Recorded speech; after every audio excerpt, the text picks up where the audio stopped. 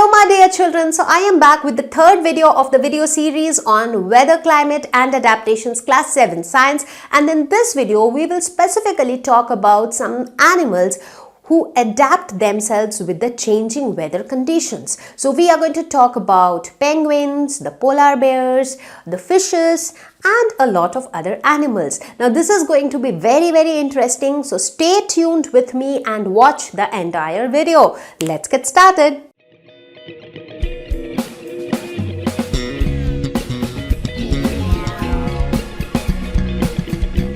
So now we will spend some time looking at the adaptation of various animals which are living in different types of climatic conditions. So let us first talk about the polar bear. Now many of us might have not seen polar bear in reality, but we all have seen the teddy bears. So those teddy bears have been created keeping in mind these polar bears. So these polar bears, they are generally found in the extremely cold polar regions. Now, do you have an idea about the polar regions? Which are the polar region? Now, when you look at the Earth, so Earth, as I said, the entire Earth is like a sphere which is little tapered towards both the ends. So here comes the line which runs through the center, that is the equator. So this is called the equator and these are the two extreme poles. So this part is the North Pole and this part is the South Poles. So these two extreme parts of the sphere are extremely cold. They are very cold. In fact, they are covered with snow throughout the year. Okay, so these are the polar regions basically. So these polar bears, they are called polar bears because they are found in the polar regions. Now we will see what are the special features which are provided to these polar bears so that they can survive in such extreme cold climate. So they have thick fur. Now fur provides warmth to the body. In fact, many of us during winter season, we wear jackets made up of fur. Why? Because fur can provide us warmth. So this fur provides warmth, white in color. Now how does the white color help? Now since these regions are completely covered with snow, so if the polar bears are also white in color, so they kind of get mixed with the white color of the background. That way they can protect themselves from predators so that nobody else comes and catches them or kill them. So as a kind of protection for themselves, their white color help them to stay in these polar regions which are covered with white snow. And at the same time, not only for protection, it also helps them to catch their prey. Now if they want to eat catch some other animal and eat it, so if they are hidden in the white snow, that other animal will not be able to recognize their presence. They will not be able to see them. So it will become easier for the polar bears to catch their prey. Fat layer under the skin. Now fat, what does fat do? Fat provides insulation to the body. So insulation is providing heat to the body. So it doesn't allow the heat from the body to go out. So the heat is trapped inside your body and that makes you feel hot. So that is why even though the climate is so cold, they are able to survive. That's why you would have seen that people who are very fat, they do not feel cold. They tend to sweat more. That's because when you have too much of fat inside your body, they provide insulation. So a lot of heat gets trapped within your body and you tend to feel more hot. Wide and large paws. Now how do their wide and large paws help? Now they help them to walk on snow because as I said, the polar regions are completely covered with snow. Now walking on snow is not an easy task. So have you ever tried walking over snow in case you have visited a hill station during winter season? If not, if in case you ever go to vacation to some hill station, just try walking over the snow and you'll see that just after walking for a few minutes, you tend to feel tired because it is quite difficult to walk over snow. But these animals, since they live in these kind of regions which are always covered with snow, so their paws are quite wide, because of which it gives a better grip for them and it helps them to walk over snow. And In fact, these paws also help them to swim during summer season. So even during summer, it is quite cold in the polar regions. So their body, due to the presence of fur and the fat layer, their body might get overheated. So to prevent any kind of overheating, they often go for swimming. So how do they swim? So these paws, the wide and large paws, help them to swim also during summers. They have a very strong ability to smell, and due to this ability, it helps them to catch their prey. They can locate their prey very easily. Small ears. Have you noticed the ears of these polar bears? They have very small ears, you know. So how does that help? So small ears reduce heat loss, because if you have very big ears, the loss of heat from those ear openings will also be more. Now, in such cold regions, you really do not want a lot of heat to be lost from the body. So they have been given small ears. Sharp teeth. Now, their sharp teeth help them to catch prey and eat them. So in biting and chewing, it helps them. So that's how these are some of the important adaptations due to which polar bear are able to survive in the polar regions, which are extremely cold, comfortable. So let us look at another adaptation of the polar regions, that is the adaptation of penguins. I'm sure all of you know what is a penguin. I mean, how a penguin looks like. So it's a bird and it looks somewhat like this, as you can see on the screen. And you do not see penguins in our surroundings. At least in India, we do not see penguins. But again, they are present in such extreme cold regions. Now, you look at the body of polar bear. The way the body is, the way they have so much of fat inside their body, they have so much of thick fur. So it is very difficult for these animals to survive in hot areas. So in penguins, they also have thick fatty skin, and due to the presence of this fat, it provides warmth to their body, so it keeps their body temperature quite high. They are also white in color. The same reason, white color will mix with the white background, which is the color of the snow, and that's how it will help them to catch their prey and also protect themselves from their predators so that nobody can catch them. They prefer to stay in groups. Now, if you ever get a chance to visit a polar region, or if you have ever seen these kind of penguins in your TV, mostly in Discovery Channel and all, many times they show different types of animals. So you will always observe that these penguins, they always stay in groups, a lot of penguins together. You know why? Because if a lot of penguins are there together, it provides warmth. I'll give you a simple example. Have you ever noticed that if there are just 10 people inside a big bus, you really do not feel that hot, or you really do not feel very, congested. But if inside the same bus, instead of 10 people, there are 50 people, what happens? Every human being is radiating some amount of heat. Some amount of heat is generated from everyone's body. Now, when there are 50 people instead of 10, a lot of heat gets produced, and therefore you tend to feel hot inside that bus. So the same thing holds true in this case also. When they stay in groups, it generates heat, and that's why it helps them to stay warm. Webbed feet. If you have ever observed the feet of penguin, so it is like how the ducks. For ducks also, they have webbed feet, where the fingers are not separated from each other. They are like kind of joined to each other. That is called a webbed feet. And these webbed feet help them to swim with a lot of power, because for swimming also you need some special features. So that's how they swim, with their webbed feet. Streamlined body. Again, streamlined body help them to reduce the resistance of the water while swimming, and therefore they can swim comfortably. They can fly underwater. This is a very special characteristic of penguin. So they can swim in water, that is one thing, because of their streamlined body and webbed feet. But they can also fly underwater. That's amazing, right? And do you know how do they do that? That's because of their wings, which are shaped like flippers. So just look at their wings. They are like flippers. So they help them to swim even underwater, and you'll be amazed to know that they can actually fly at a rate of around 15 meters per hour. So that's quite pretty good. So that's how these penguins are adapted to the polar regions again.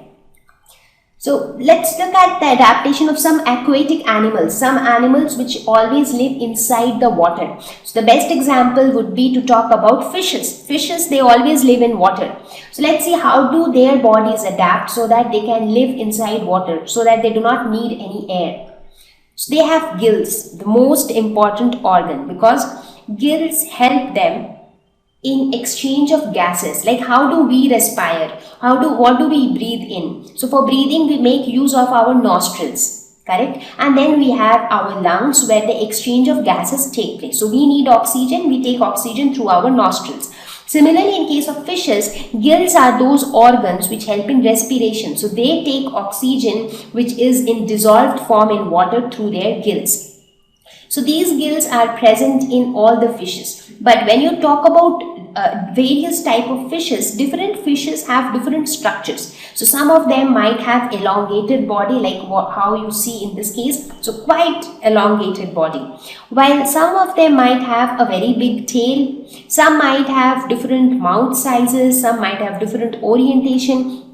So these changes in the structure of fishes are as per their specific habitats. So it is not necessary that all fishes will have exactly the same structure. On the screen itself, you can see different fishes and they look so different from each other. But some of the basic things will remain the same for all of them, because one thing is in common to all of them, that all of them live in water. Now, depending upon whether a fish is living in a pond or a river or an ocean, there might be certain changes in its structure and habits.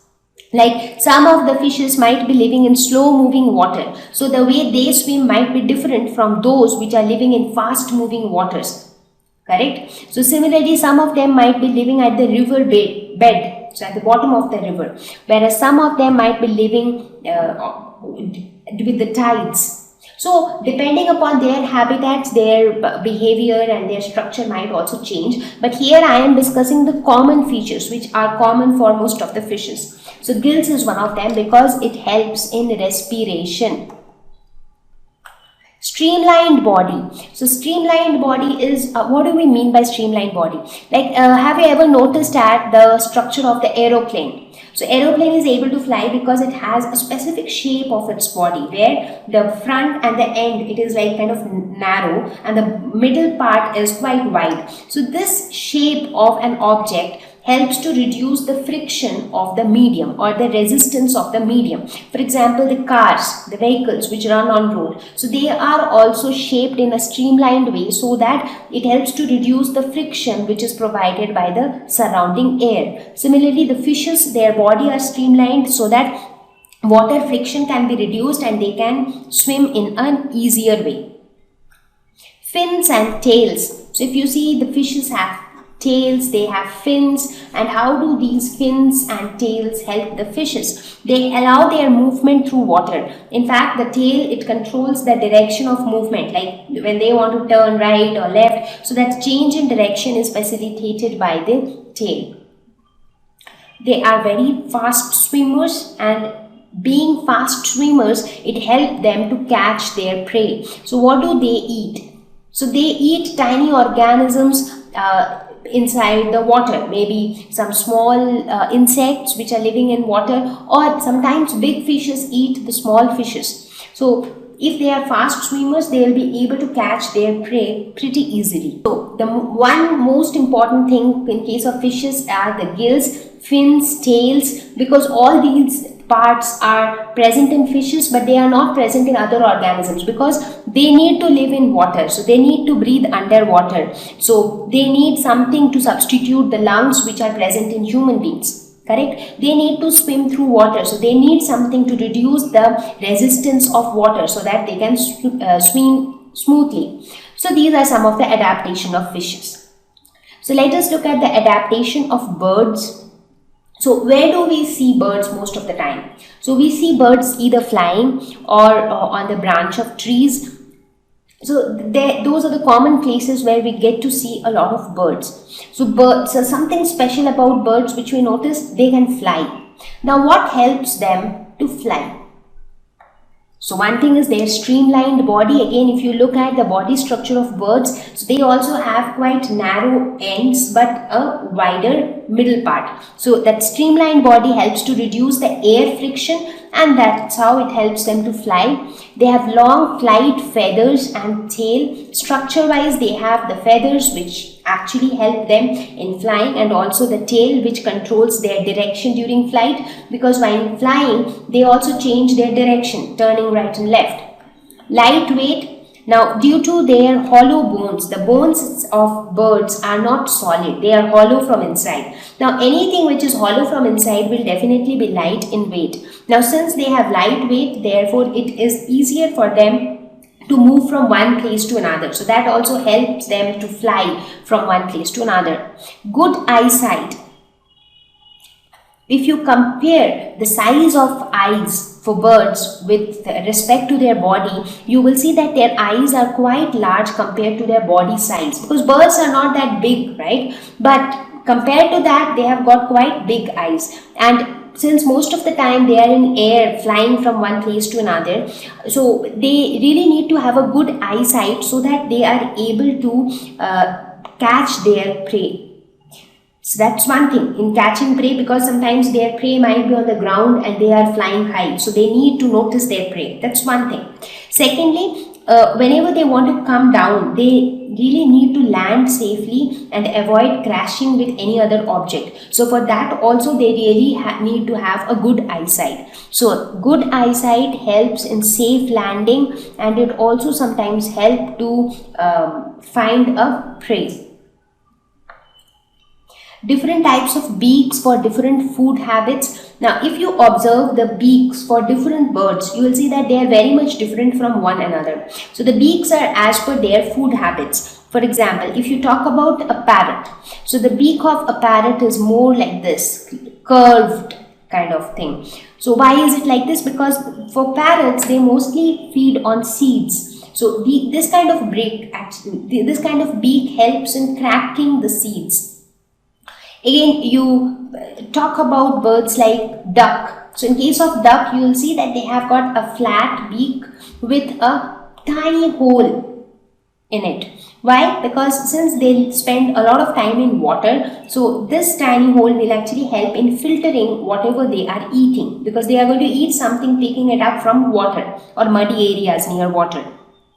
Again, if you talk about eagle, so eagle, they have a very strong beak, and that is used for tearing meat, because eagles feed on other dead animals. And woodpeckers, so if you look at woodpeckers, they have a very long beak. So if you compare their beak compared to their body size, it is like very big. So this beak helps in drilling holes. That is why woodpeckers are famous for. Woodpecker, because they drill holes in the wood. So they are popular for drilling holes, and their beak helps in drilling holes.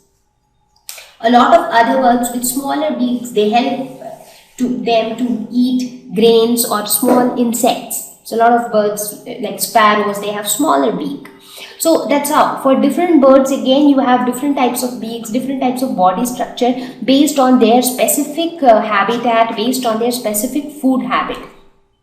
So that will vary from one bird to another. They migrate during unfavorable climate. So this is something very interesting with birds. Now it is very common in birds, however it also happens for other animals also. Now birds, what do is, now whenever the environment or the climate becomes unfavorable at a particular place, so they in a group, they migrate from that place and go to some other place to spend that, to pass that unfavorable time. For example, let us say they are living in a particular region, and when winter sets in, that is when the temperature is going to be very, very cold, it becomes very difficult for the birds to manage winters. So what do? They migrate to regions which are comparatively warmer. So they all will move together in groups, and in fact they can even travel thousands of kilometers. They can even travel 16,000 kilometers to escape extreme climates. And again, when the favorable conditions return back, they come back to the same place. Now, one interesting thing that you might be thinking is, how do these birds get to know where exactly to go? So these birds, they also have got some kind of sense within them which tells them that which side will have which type of weather. Now, as they keep moving from one place to another, they can also gauge, looking at the change in climatic conditions, they can gauge where the weather would be suitable for them. Now, not only birds, but it is also, this kind of migration is also seen in other animals like fishes, insects, mammals. So all of them migrate, but the concept of migration is more popular with birds. So that is why in some regions, sometimes in certain seasons, you will see some new types of birds which might have migrated from some other place. So let us look at the adaptation of elephant. Elephants are something which are very common to us because it is found in a lot of forests in Asia, including India. So even if you go to some national parks or you visit a zoo, you get to see elephants. So elephants are like quite abundant in India as well. So where do you see elephants? So they generally survive in the wild, in forest areas, mostly in hot and humid climate, because Asia or India is primarily it has a hot climate. So we do have winter season, but otherwise normally on an average it is a hot climate. So what are the various body parts? How are the different parts adjusted to the surroundings where they live? So they live in forested areas, or you can say wild.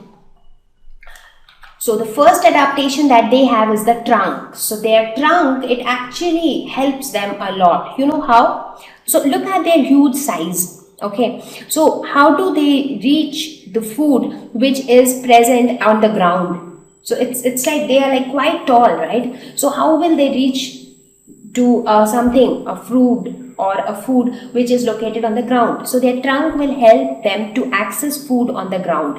At the same time, they can also access food which are high up in the branches of trees. So they generally eat on leaves, fruits, and that's how these are their normal food. So the trunk also helps to make sounds to communicate with each other. So it helps to obtain food, and it also helps in communication. So it produces a special type of sound, and that helps them to communicate with each other. It communicates amongst themselves.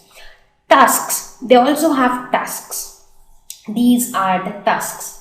And how do the tusks help? They help to tear the leaves or the plant parts while eating them. So they are like kind of substitute of teeth. Now these tusks are extremely precious, and that is why in a lot of places it has been seen that people, for their own benefits, they just take out the tusks from elephants and then they manufacture many different types of materials out of it. They create so many ornaments and designer stuffs with the tusks of elephant. So this tusk, however, help them to tear the leaves or whatever food they eat.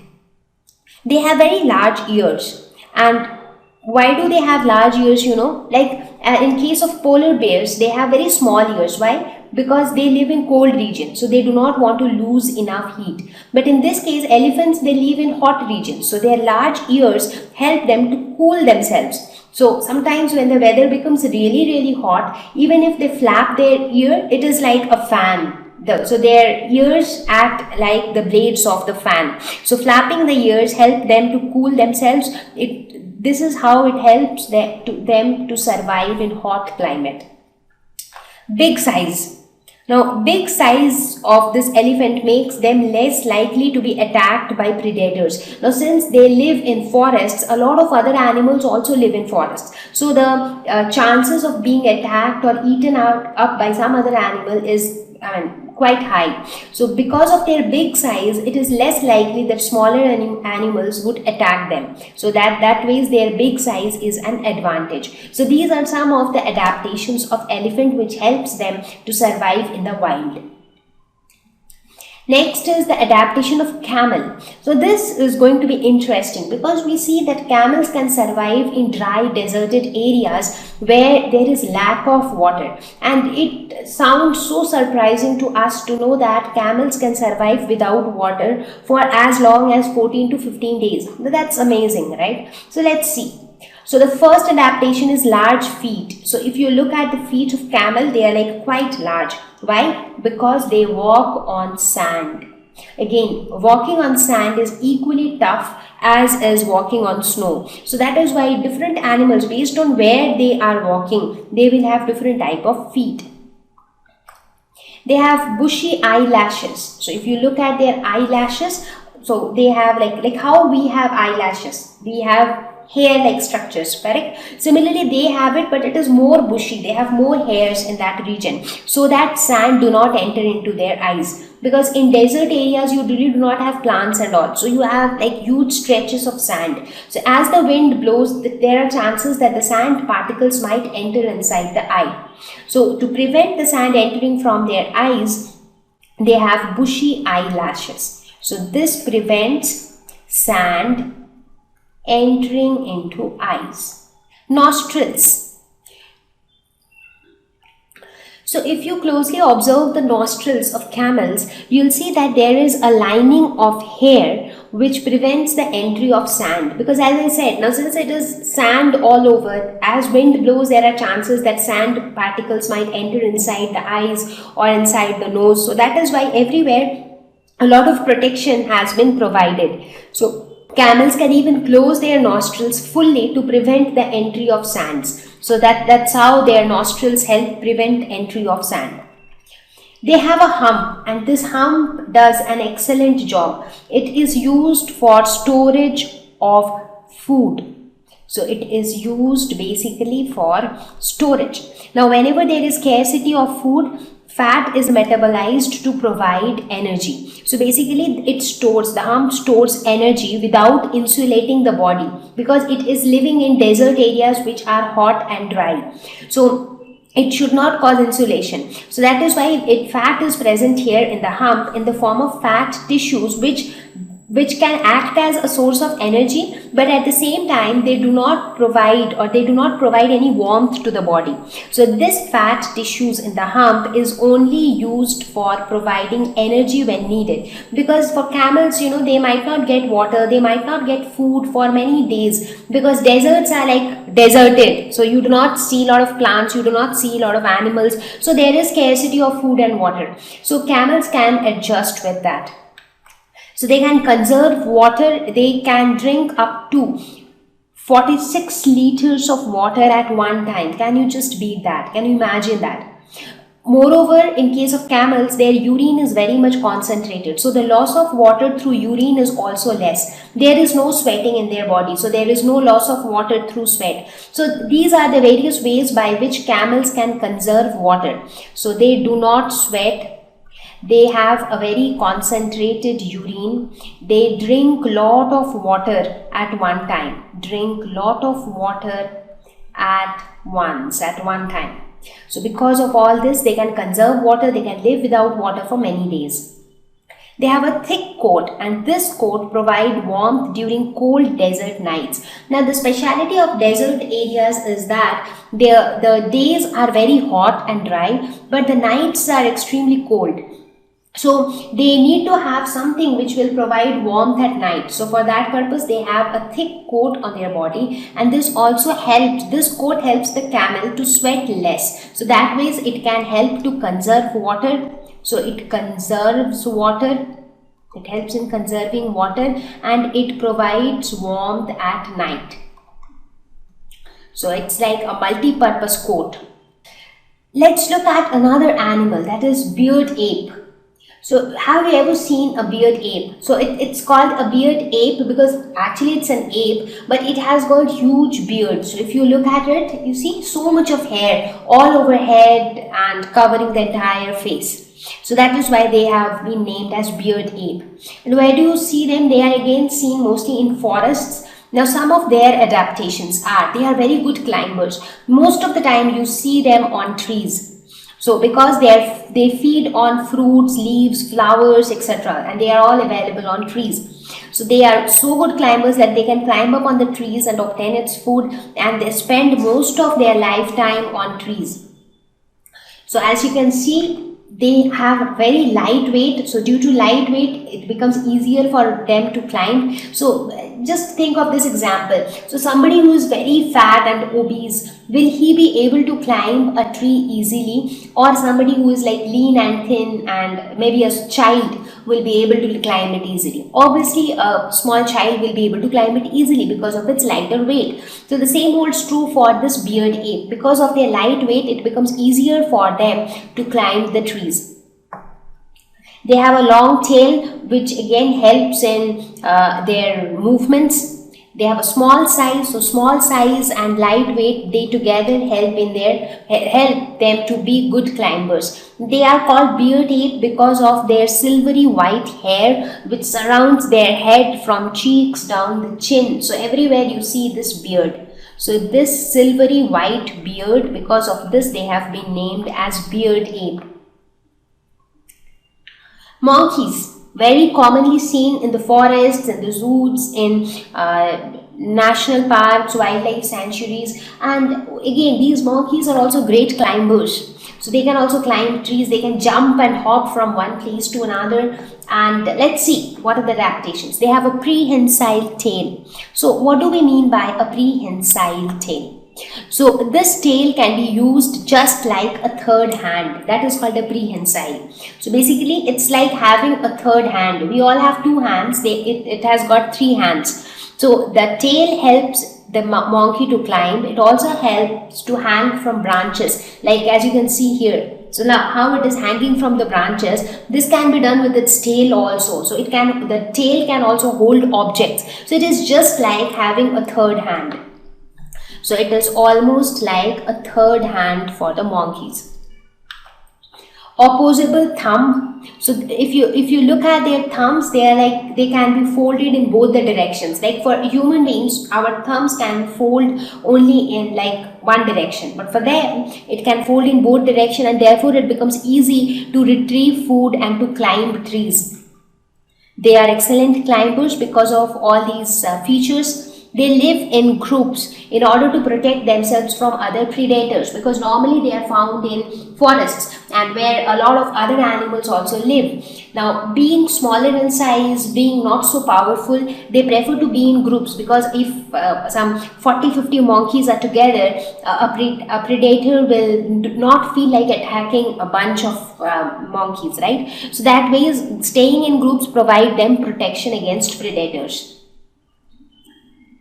Let's talk about another animal, that is the red-eyed frog. So this red-eyed frog, they are a special type of frog which have got noticeably red eyes. So let's see what is special about these red-eyed frogs. So red-eyed, so it is not only the color of their eyes, but also the color of the entire frog. In fact, these frogs have beautiful colors. And you know why do they have beautiful colors? Because it helps them to camouflage for protection against predators. Now, what do we mean by camouflage? So I think I am using this term for the first time. However, I could have used it before also. Well, let me explain it now. Camouflage would mean that when the organism or the animal has a color which is similar to the color of the background. So the organism changes its color to make it match to the background so that their predators cannot catch them, or so that their prey do not notice them. So it is called camouflage. So one good example of camouflage could be these frogs, because they have a variety of colors. Look, so since they have like green color, so they can very easily kind of match with the green background of trees or bushes. So that way their color help them to camouflage. They have suction cups on their toes. So if you look at their toes, they have suction cups here. What is suction cup? So suction cups are like, have you ever seen those hangers which are like round shaped, and then you have a hanger like this wherein you can hang stuffs? So they are nothing but suction cups. So when you press them hard on the walls, they stick to the wall. So that's a suction cup. That's an example of a suction cup. So if you look at the structure of the toes of these red-eyed frog, they also have suction cup on their toes, which actually help them to climb trees, and they can climb so high that they can even reach the leaves, and that's how they can obtain their food. They can stay there. They can protect themselves staying there. So that ways, these are some of the important adaptations in red-eyed frog. So I have tried touching upon a lot of animals which have adaptations. However, there are a lot of other animals also who are adapted. In fact, all animals are adapted to their environment where they live. So another examples are the adaptations of animals like lions, tigers, cheetah. So how do they adapt themselves? They primarily prey other animals. They eat other animals. So they have very thick skin. So that thick skin helps them to be strong and tough. They have a strong sense of hearing, and this helps them to catch their prey. So they'll very silently sit at one place, but with their strong sense of hearing, they will be able to hear any little sound which is being produced by some other animal, and that's how they will make all plans to catch their prey. They have long hind limbs, and these hind limbs help them to jump for longer jumps. And with these longer jumps, they will be very easily able to reach their prey. So as you see, cheetah, it is like the fastest running animal because of its hind limbs.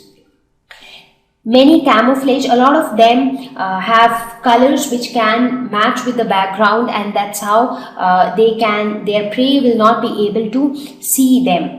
For example, leopard is one such example. They have spots on their body. As you can see here, they have spots on their body, and because of this, they blend very easily with the background. So this helps them to hide as a predator whenever they want to catch their prey. Steering tail in cheetah. Again, in cheetah being the fastest animal, so their tail, it also plays a very important role, as it helps to take sharp turns while running, because when you are running that fast, taking turns is also a big thing, but that is handled by this tail which it has, the steering tail which is called. So these are some of the adaptations of these big animals like lions and tigers. I hope you found the video useful, and if you really understood the concept well, do write in the comment section that concept hua crystal clear. And I will see you all very soon with a new topic and a new video. Till then, take care. Bye-bye.